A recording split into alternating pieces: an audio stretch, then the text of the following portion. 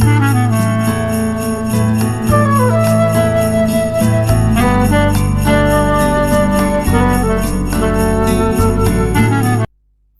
श्री गुरुवे नमः।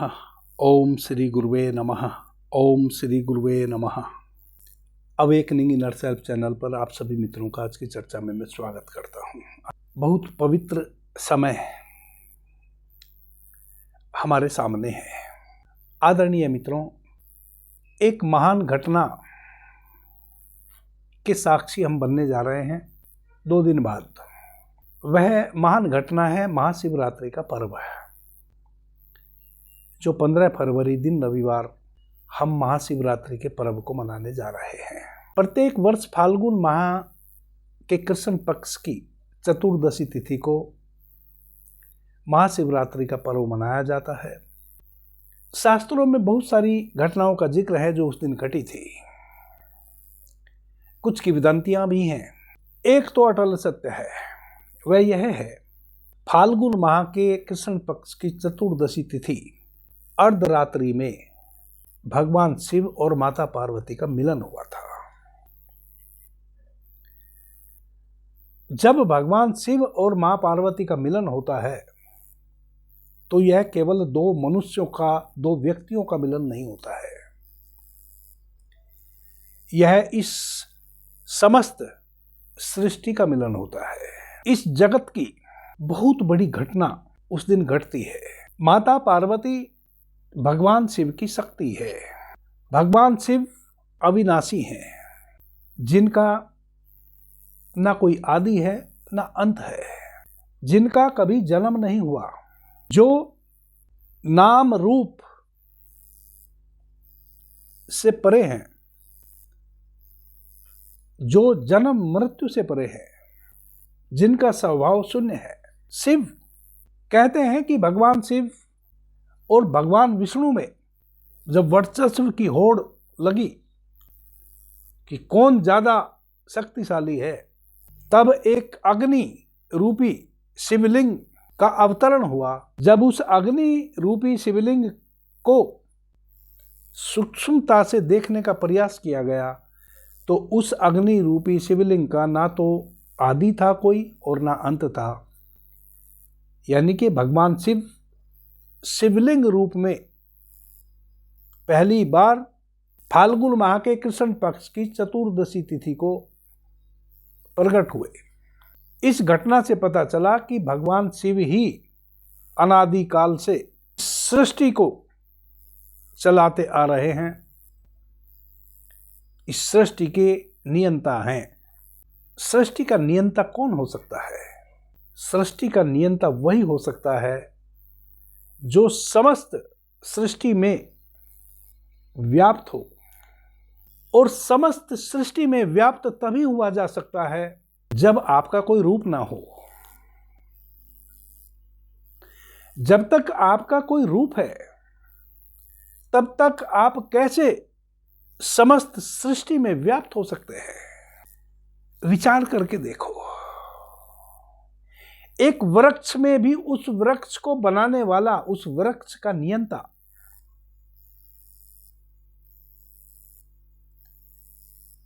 समाहित तभी हो सकता है जब वह किसी आकार से परे हो, जब वह निराकार हो, जब उसका कोई रूप ना हो। रूप हो, अरूप ही समस्त सृष्टि में व्याप्त हो सकता है। तब पता चला कि कोई ऐसी इस जगत में वस्तु नहीं, जीव नहीं, प्राणी नहीं, वनस्पति नहीं, जिसमें शिव विद्यमान ना हो। आदरणीय मित्रों, बिना शिव के इस प्रकृति में किसी भी चीज का कोई अस्तित्व हो ही नहीं सकता। महाशिवरात्रि में भगवान शिव ने अपने उस अविनाशी स्वरूप को, जिसका ना कोई रूप है, ना जिसका कोई रंग है, ना जिसका कोई स्वाद है, ना गंध है, उस रूप में शिवलिंग स्वरूप उस रूप को प्रकट किया। आदरणीय मित्रों, जैसा कि मैंने कहा, इस सृष्टि का यदि कोई नियंता है तो निश्चित रूप से वह एक एक कण कण में व्याप्त होना चाहिए, तभी कोई नियंता हो सकता है। और यदि व्याप्त नहीं है तब वह नियंता नहीं है, और यदि व्याप्त नहीं है तब किसी भी वस्तु का अस्तित्व ही नहीं है। यदि कुछ भी आपको अस्तित्वमान नजर आता है तो उसके पीछे उसका नियंता भी उसमें कहीं ना कहीं सूक्ष्म तल पर सूक्ष्म रूप में समाहित है। एक बीज में यदि आपने उसको भूमि में रोपित नहीं किया तब भी जिस वृक्ष का वह बीज है वह पूरा वृक्ष उस बीज के अंदर समाहित है। जैसे ही आप उस बीज को वृक्ष मिट्टी में रोपते हैं तैसे ही वह बीज परिवर्तित होता है, उसके भीतर एक विस्फोट होता है और वह जिस वृक्ष का बीज है उस वृक्ष को नया जन्म देता है और उसी वृक्ष को जन्म देता है जिस वृक्ष का वह बीज है। नीम का बीज नीम के वृक्ष को ही जन्म देता है, ना कि अदर किसी भी वृक्ष को, चूंकि वह उस बीज में समाहित है, वह उसका पिता है। वैसे ही शिव इस समस्त अस्तित्व में सूक्ष्म तल पर समाहित है और पार्वती उस शिव की शक्ति है। एक बीज जब तक भूमि में रोपित ना किया गया हो तब तक वह बीज स्वयं में सभी संभावनाओं से तो भरा है, परंतु बीज रूप में जो वृक्ष है वह कोई आकृति नहीं लिया है। ऐसे ही उस बीज को उर्वरक भूमि में रोपित कर दिया जाता है, वह बीज टूटता है, वह बीज अपने अस्तित्व को मिटाता है, एक विस्फोट करता है स्वयं में और उस वृक्ष का रूप धारण कर लेता है जिस वृक्ष का वह बीज है। माता पार्वती भगवान शिव की शक्ति है। पार्वती बढ़े हुए हाथ है शिव के। महाशिवरात्रि को शिव अपनी शक्ति के साथ एकाकार होते हैं तो महाविस्फोट होता है और उस महाविस्फोट में एक ऊर्जा पुंज सुस्पष्ट होता है जिसकी आकृति शिवलिंग जैसी थी और जिसका ना कोई आदि था ना अंत था। वह कहां से शुरू हुआ और कहां उसका अंत है कुछ भी परिदर्श नहीं था। तभी से हम भगवान शिव के उस अविनाशी स्वरूप शिवलिंग के रूप में पूजा प्रार्थना करते चले आ रहे हैं। शिव तो है अविनाशी, शिव का कोई रूप नहीं है, वह सभी में है और जब जिस रूप में भी आप उसको देखना चाहते हैं उस रूप में ही आप उसको देख ले सकते हैं। मनुष्य में वह मनुष्य रूप में दिखता है, पशु में वह पशु रूप में दिखता है, वृक्षों में वह वृक्ष रूप में। इस समस्त अस्तित्व में एक एक कण में आप उस शिव स्वरूप के दर्शन कर सकते हैं। आदरणीय मित्रों, एक बालू का सूक्ष्म कण भी आप यदि उठा लेते हैं और उसमें यदि सूक्ष्मता से आप झांकें तो उसमें भी शिव की उस ऊर्जा को आप देदीप्यमान पाएंगे। एक नन्हे से बालू के कण में भी भगवान शिव की विराट ऊर्जा गति कर रही है। शिव तो है ऊर्जा, और उस ऊर्जा के बढ़े हुए हाथ, या मनुष्य, या पेड़, या पौधे, या पहाड़, या पत्थर, या झरने, ये बालू के कण, सब उसके बढ़े हुए हाथ हैं।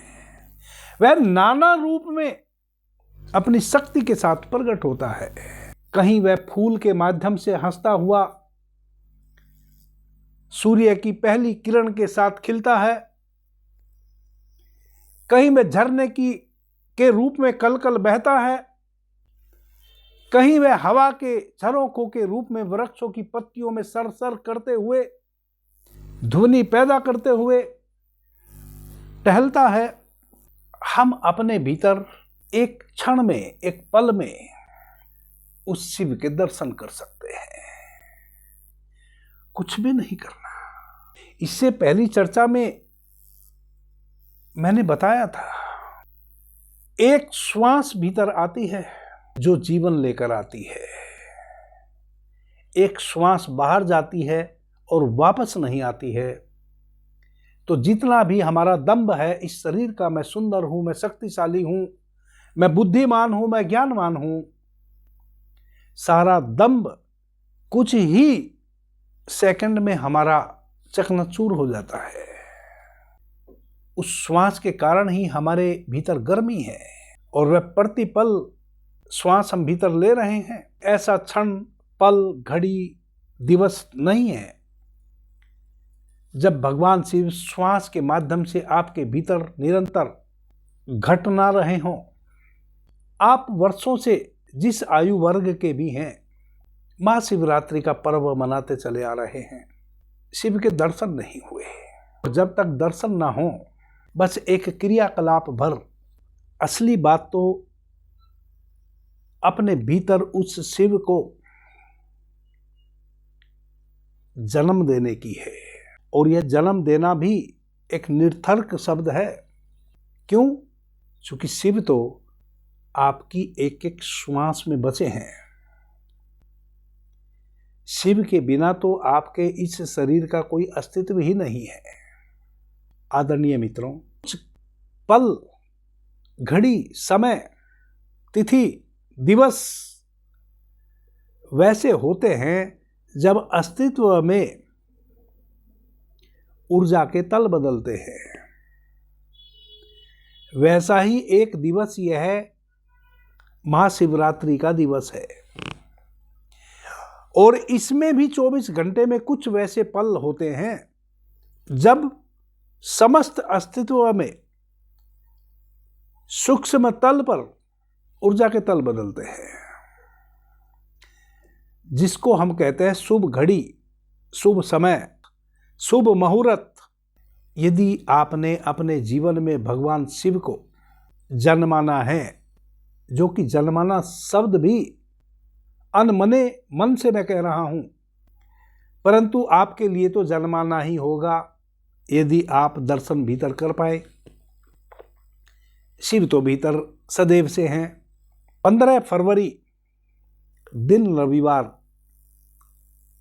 रात्रि 12:09 से लेकर 12:59 तक वह समय है जिसको निशिता काल कहते हैं, जो इस समस्त अस्तित्व में सूक्ष्म तल पर ऊर्जा के तल बदलते हैं। हमारे भीतर भी ऊर्जा का तल बदलता है। आप ध्यान में जाएं ना जाएं, आप पूजा करें ना करें, आप अपने बिस्तर पे सोए रहें तब भी, जगे रहें तब भी, आपने व्रत इत्यादि किया हो तब भी, ना किया हो तब भी, वह समय है जब आपके भीतर भी ऊर्जा का तल बदलेगा। जब इस समस्त अस्तित्व में और हमारे भीतर भी सूक्ष्म तल पर ऊर्जा के तल बदलते हैं, वैसे समय पे यदि आप अपने भीतर उतरने का प्रयास करें तो जो सालों भर प्रयास करने से घटना नहीं घटती है वह क्षण भर में घट जा सकती है। यही मूल्य है आज के दिन का। ऐसे समय पे यदि आप सांसारिक व्यक्ति हैं तो चूंकि ऊर्जा के तल बदल गए हैं, यदि आप किसी बात का संकल्प लेते हैं तो आपके संकल्प की निश्चित रूप से पूर्ति होगी। यदि आप संकल्प लेना जानते हैं और संकल्पवान व्यक्ति हैं, आप अपने अच्छे स्वास्थ्य, सुख, समृद्धि का संकल्प ले सकते हैं। यदि आप भगवान शिव को ही अपने भीतर जन्माना चाहते हैं तो बड़ा सीधा सा, आसान सा, सरल सा रास्ता है। उस दिन अपने घर के किसी शांत कोने में, एकांत में, रीढ़ सीधी करके, आसन कोई भी हो, आंख बंद करके बैठ जाए। 7-8 लंबी गहरी श्वास लें। 7-8 लंबी गहरी श्वास लेने और छोड़ने का मतलब है ताकि आप श्वासों के माध्यम से अपने भीतर उतर सके। प्रत्येक मनुष्य की सारी भागदौड़ बाहर की है। वह ध्यान भी करता है तो बाहर की वस्तुओं पर करता है, भीतर भी ध्यान करता है तो भगवान के उस स्वरूप का करता है जो स्थूल है। शिव को तो आप स्थूल रूप में कभी भी नहीं पा सकते। शिव को तो आप शक्ति रूप में ही कभी भी पा सकते हैं। शिव तो आपकी बढ़ी हुई हाथों की शक्ति है। शिव तो आपके कानों की शक्ति है। शिव तो आपकी आंखों में प्रकाशित शक्ति है। शिव तो आपकी वाणी है। शिव तो आपका बहता हुआ रुधिर है। शिव तो आपके भीतर जो लसिका ग्रंथियों से रस बह रहा है वह है। शिव को यदि आप स्थूल शरीर रूप में अपने आज्ञा चक्र पे देखना चाहें तो वह केवल आपके द्वारा क्रिएटिव भ्रम है। शिव के तो दर्शन आप वैसे नहीं कर सकते। शिव के दर्शन तो आपके आज्ञा चक्र पे भी तभी होंगे जब आप बिल्कुल न्यूट्रल होंगे, जब आप अपने आज्ञा चक्र को खाली करेंगे, जब आप किसी भी प्रकार की आकृति को निर्मित ना किए हुए होंगे अपने आज्ञा चक्र पर, तभी शिव से आपका आज्ञा चक्र भर सकता है। तब तक नहीं भरेगा जब तक आप अपने द्वार दरवाजे पर किसी ना किसी को बैठाल के रखेंगे, तब तक शिव का अवतरण नहीं होगा। तो किसी भी आसन में बैठ जाएं, रीढ़ सीधी कर ले, एकांत स्थान चुन ले अपने घर में, आंख बंद कर लें, अपने पूरे अवधान को अपने आज्ञा चक्र पर 7-8 लंबी गहरी श्वास लें।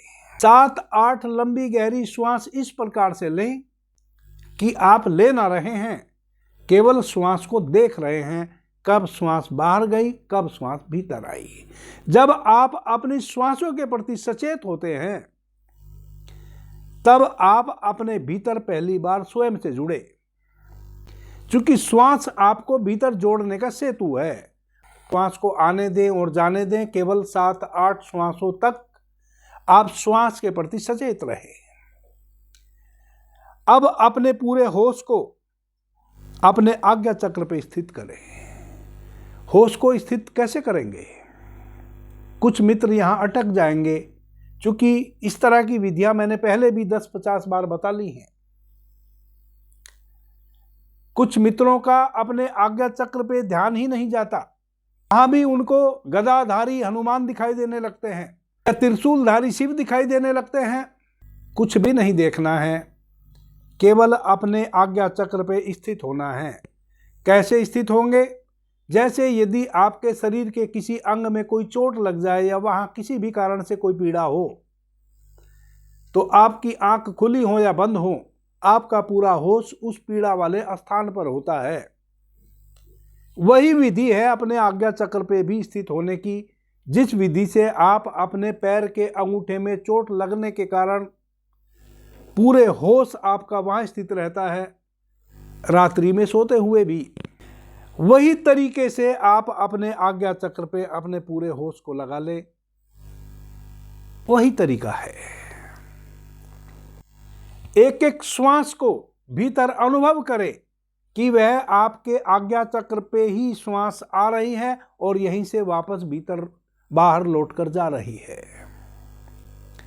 आदरणीय मित्रों, एक चीज का आपको नहीं पता है, जहां भी आप अपने होश को टिका लेते हैं वहीं आपकी श्वासें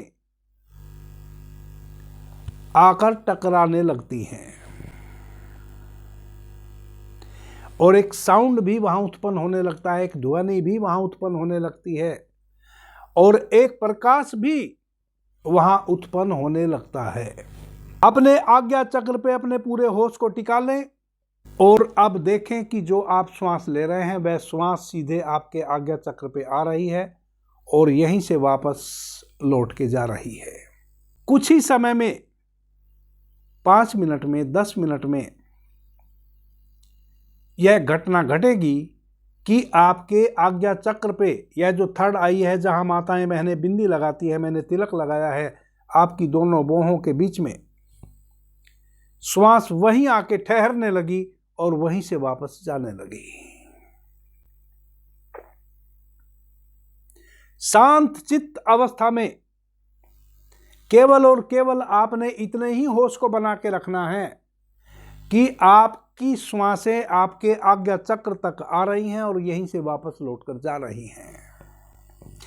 और यह अभ्यास आपने कल से ही शुरू कर देना है, तभी आप महाशिवरात्रि में वह जो निशिता काल है 12:09 से लेकर 12:59 तक, वह जो 50-51 मिनट हैं, आप इस प्रयोग को कर पाएंगे जब आप 2-3 बार इस प्रयोग को पहले कर चुके होंगे। मैं पक्के तौर पे कह सकता हूं कि जो हमारे शास्त्रों में महाशिवरात्रि के दिन वर्णन है भगवान शिव के शक्ति रूपा शिवलिंग का, वह शिवलिंग आपकी श्वासों की टकराहट से आपके आज्ञा चक्र पे प्रकट होगा। जैसे अभी अभी कोई अग्नि जली हो और वह ऊपर की ओर उस अग्नि की लपटें उठ रही हों, वैसी अग्नि शिखा निर्धूम अवस्था में, जब कोई धुआं ना हो, जरा भी धुआं ना हो, निर्धूम एक अग्नि शिखा शिवलिंग स्वरूप आपके आज्ञा चक्र पे जलेगी। जो मान्यता है, जो कहावत है कि भगवान शिव और भगवान विष्णु में इस बात की बहस हो गई कि हम में कौन सर्वमान्य है, कौन शक्तिशाली है, कौन अधिक शक्तिशाली है। तब भगवान शिव शिवलिंग स्वरूप में उस अग्नि शिखा के रूप में प्रकट हुए और उस अग्नि शिखा का ना कहीं और था ना छोर था। उस अग्नि शिखा स्वरूप शिव के दर्शन, शिवलिंग के दर्शन, वही है शिव, वही है शिव का स्वरूप, वही है आपकी चेतना, वही है आपकी आत्मा। और भटक मत जाना कि चेतना हृदय में बसती है। चेतना तो आपके शरीर के एक एक रग रग में बसती है, हृदय तो उसका केंद्र है। यह जो आपका आज्ञा चक्र है, यह जो आपका दिव्य चक्षु है, यह जो आपका त्रिनेत्र है, जब अपनी श्वासों को आप अपने आज्ञा चक्र पे आते जाते भाव करेंगे कि आपके आज्ञा चक्र पे श्वास आ रही है और वहीं से वापस लौट रही है, आपका यह त्रिनेत्र आज ही खुलेगा। और त्रिनेत्र खुलेगा इसका मतलब कोई किवाड़ खुलेंगे वैसे लाल किले के जैसे, वैसे नहीं। आपको एक अग्नि शिखा के दर्शन होंगे, समझो कि आपका आज्ञा चक्र खुल गया, वही है शिव। अब आपने केवल करना इतना ही है, भाव करना है कि वह अग्नि शिखा बढ़ती जा रही है, बढ़ती जा रही है और वह इतनी बढ़ गई है कि केवल अग्नि शिखा रह गई है, आपका अस्तित्व ही समाप्त हो गया है। आप ना बचे, केवल वह अग्नि शिखा बची। अपने आप को उस अग्नि शिखा में छलांग लगा जाने देना है, उसी में जल के भस्म हो जाना है, उसी में डूब जाना है। वही अग्नि शिखा बचे केवल, और कुछ भी ना बचे। यह है शिवलोक में प्रवेश। और यह क्षण आज महाशिवरात्रि को घट सकता है। बहुत से मित्र ऐसा सोचेंगे कि फिर क्या होगा। वह मित्र सोचेंगे जो इस अभ्यास को करेंगे नहीं। आगे क्या होगा वह केवल वही व्यक्ति जानेगा जो इस अभ्यास को करेगा। आगे जो होगा वह अब शब्दों में बयान किया नहीं जा सकता। आपने जहां तक करना था वहां तक कर लिया। वह यही था कि आप बिल्कुल न्यूट्रल होकर बैठ गए, केवल अपने आज्ञा चक्र पर अपने अवधान को रखा, आती जाती श्वास को अपने आज्ञा चक्र पे फील किया। एक क्षण आएगा जब अग्नि शिखा स्वरूप भगवान शिव शिवलिंग स्वरूप में प्रकट होंगे। उसी को कहते हैं त्रिनेत्र का खुल जाना। और फिर जब वह त्रिनेत्र खुलेगा, यानी कि भगवान शिव के उस अग्नि शिखा लिंग स्वरूप में आपको दर्शन होंगे। आपने बस उसमें डूब जाना है, उसमें स्वयं को मिटा देना है, उसी अग्नि शिखा में स्वयं को जला के नाश कर देना है। वह क्या होगा उस संबंध में फिर कुछ भी प्रिडिक्ट नहीं किया जा सकता। वह हो जाएगा जिसके आगे अब और कुछ होने को बचेगा ही नहीं। किन किन मित्रों को वह घटना घटेगी वह मुझे भी पता चल जाएगा। इसके आगे कुछ कहा नहीं जा सकता। यहां तक यह घटना घटे इसके लिए और अनेकों रास्ते हैं जो बताए जा सकते हैं, जो मैं आगे भी बताऊंगा। परंतु इसके आगे आपका अपना अनुभव होगा। इसके आगे आपके जीवन में केवल जागरण होगा। सारे अंधकार समाप्त हो चुके होंगे और वह होगा जिसकी कभी आप कल्पना भी नहीं कर सकते थे। आप सभी मित्रों को महाशिवरात्रि की बहुत बहुत शुभकामनाएं। अभी के लिए इतना ही। आपने मुझे ध्यान से प्रेम से सुना, उससे मैं बहुत अनुग्रहित हूं। सभी मित्रों को मेरा प्रणाम, धन्यवाद। हर हर महादेव।